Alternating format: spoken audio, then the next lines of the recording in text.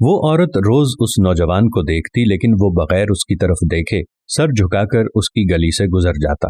دیکھنے میں وہ کسی مدرسے کا طالب علم لگتا تھا، لیکن اتنا خوبصورت تھا کہ وہ دیکھتے ہی اسے اپنا دل دے بیٹھی اور اب چاہتی تھی کہ وہ کسی طرح اس پر نظر التفات فرمائے۔ لیکن وہ اپنی مستی میں مگن سر جھکائے زیر لب کچھ پڑھتا ہوا روزانہ ایک مخصوص وقت پر وہاں سے گزرتا اور کبھی آنکھ اٹھا کر بھی نہ دیکھتا۔ اس عورت کو اب ضد سی ہو گئی تھی۔ وہ حیران تھی کہ کوئی ایسا نوجوان بھی ہو سکتا ہے جو اس کی طرف نہ دیکھے، اور اسے ایسا سوچنے کا حق بھی تھا۔ وہ اپنے علاقے کی سب سے امیر اور خوبصورت عورت تھی، خوبصورت اتنی کہ جب وہ باہر نکلتی تو لوگ اسے بے اختیار دیکھنے پر مجبور ہو جاتے۔ اسے حیرت تھی کہ جس کی خوبصورتی کو دیکھنے کے لیے لوگ ترستے ہیں، وہ خود کسی کو پسند کرے اور وہ مائل نہ ہو، اس کی طرف دیکھنا گوارا نہ کرے۔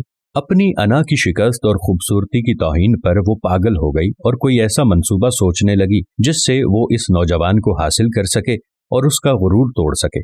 آخر کار شیطان نے اسے ایک ایسا طریقہ سمجھا دیا جس میں پھنس کر وہ نوجوان اس کی بات مانے بنا رہ ہی نہیں سکتا تھا۔ اگلے دن جب وہ نوجوان اس گلی سے گزر رہا تھا تو ایک عورت اس کے قریب آئی اور کہنے لگی، بیٹا میری مالکن تمہیں بلا رہی ہے۔ نوجوان نے کہا کہ اماں جی آپ کی مالکن کو مجھ سے کیا کام ہے؟ اس عورت نے کہا کہ بیٹا اس نے تم سے کوئی مسئلہ پوچھنا ہے، وہ مجبور ہے، خود باہر نہیں آ سکتی۔ نوجوان اس عورت کے ساتھ چلا گیا۔ اس کے وہم و گمان میں بھی نہیں تھا کہ جو عورت اسے بلا رہی ہے اس کا منصوبہ کیا ہے، وہ کیا چاہتی ہے۔ وہ تو اپنی فطرتی سادہ دلی کی وجہ سے اس کی مدد کرنے کے لیے چلا گیا۔ اس کے ذہن میں تھا کہ شاید کوئی بوڑھی عورت ہے جو اپنی کسی معذوری کی وجہ سے باہر آنے سے قاصر ہے۔ نوکرانی نے اسے ایک کمرے میں بٹھایا اور انتظار کرنے کا کہہ کر چلی گئی۔ تھوڑی دیر بعد کمرے میں وہی عورت داخل ہوئی۔ نوجوان نے بے اختیار اپنی نظریں جھکا لیں کیونکہ اندر آنے والی عورت بہت خوبصورت تھی۔ نوجوان نے پوچھا، جی بیوی آپ نے کون سا مسئلہ پوچھنا ہے؟ عورت کے چہرے پر ایک شیطانی مسکراہٹ آ گئی۔ اس نے اپنے دل کا حال کھول کر رکھ دیا اور کہا کہ میری سب سے بڑی خواہش یہ ہے کہ میں ایک دفعہ تمہیں حاصل کر لوں۔ نوجوان یہ بات سن کر کانپ گیا اور کہنے لگا کہ اللہ کی بندی، اللہ سے ڈرو، کیوں گناہ کی طرف مائل ہو رہی ہو؟ اس نے عورت کو بہت سمجھایا لیکن عورت پر تو شیطان سوار تھا۔ اس نے کہا کہ یا تو تم میری خواہش پوری کرو گے یا پھر میں شور مچاؤں گی کہ تم نے زبردستی میرے گھر میں داخل ہونے کی کوشش کی اور میری عزت پر حملہ کیا۔ نوجوان یہ بات سن کر بہت پریشان ہوا۔ اسے اپنی عزت کسی بھی طرح محفوظ نظر نہیں آ رہی تھی۔ اس کی بات مانتا تو گنہگار ہوتا اور نہ مانتا تو لوگوں کی نظروں میں برا بنتا۔ وہ علاقہ جہاں لوگ اس کی شرافت کی مثالیں دیا کرتے تھے، وہاں پر اس قسم کا الزام لگ جائے یہ اسے گوارا نہیں تھا۔ وہ عجیب مصیبت میں پھنس گیا تھا۔ دل ہی دل میں وہ اپنے اللہ کی طرف متوجہ ہوا اور اللہ سے مدد چاہی تو اس کے ذہن میں ایک ترکیب آ گئی۔ اس نے عورت سے کہا کہ ٹھیک ہے، میں تمہاری خواہش پوری کرنے کے لیے تیار ہوں، لیکن پہلے مجھے بیت الخلا جانے کی حاجت ہے۔ عورت نے اسے بیت الخلا کا بتا دیا۔ اس نوجوان نے اندر جا کر ڈھیر ساری غلاظت اپنے جسم پر مل لی اور باہر آ گیا۔ عورت اسے دیکھتے ہی چلا اٹھی کہ یہ تم نے کیا کیا ظالم؟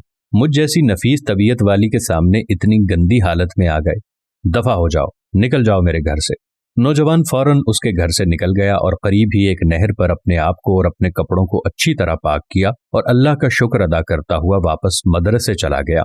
نماز کے بعد جب وہ سبق میں بیٹھا تو تھوڑی دیر بعد استاد نے کہا کہ آج تو بہت پیاری خوشبو آ رہی ہے، کس طالب علم نے خوشبو لگائی ہے؟ وہ نوجوان سمجھ گیا کہ اس کے جسم سے ابھی بدبو نہیں گئی اور استاد جی طنز کر رہے ہیں۔ وہ اپنے آپ میں سمٹ گیا اور اس کی آنکھوں میں آنسو آ گئے۔ تھوڑی دیر بعد استاد جی نے پھر پوچھا کہ یہ خوشبو کس نے لگائی ہے، لیکن وہ خاموش رہا۔ آخر استاد نے سب کو ایک ایک کر کے بلایا اور خوشبو سونگھنے لگا۔ اس نوجوان کی باری آئی تو وہ بھی سر جھکا کر استاد کے سامنے کھڑا ہو گیا۔ استاد نے اس کے کپڑوں کو سونگھا تو وہ خوشبو اس کے کپڑوں سے آ رہی تھی۔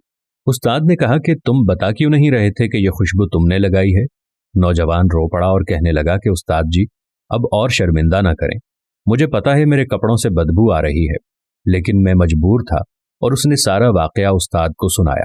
استاد نے کہا کہ میں تمہارا مذاق نہیں اڑا رہا تھا، خدا کی قسم تمہارے کپڑوں سے واقعی ایسی خوشبو آ رہی ہے جو میں نے آج سے پہلے کبھی نہیں سونگھی، اور یقیناً یہ اللہ کی طرف سے ہے کہ تم نے اپنے آپ کو گناہ سے بچانے کے لیے اپنے آپ کو گندگی لگانا پسند کر لیا، لیکن اللہ نے اسی گندگی کو ایک ایسی خوشبو میں بدل دیا جو کہ اس دنیا کی نہیں لگتی۔ کہتے ہیں کہ اس نوجوان کے ان کپڑوں سے ہمیشہ ہی وہ خوشبو آتی رہی۔ सुबहान अल्लाह, माशा अल्लाह। दोस्तों, उम्मीद करते हैं आपको हमारी आज की वीडियो भी ज़रूर पसंद आई होगी और आप भी अपने आप को गुनाह से बचाने की कोशिश करेंगे, क्योंकि अल्लाह तबारक व ताला को हमारी कौन सी चीज़ और कौन सा हमारा अमल पसंद आ जाए और उसके सदक़े में अल्लाह ताला हम पर मेहरबान हो जाए, इसका इख्तियार सिर्फ मेरे अल्लाह के पास है। उम्मीद करते हैं कि हमारी आज की वीडियो भी आपको ज़रूर पसंद आई होगी और सदक़े की नीयत से इस वीडियो को ज़्यादा से ज़्यादा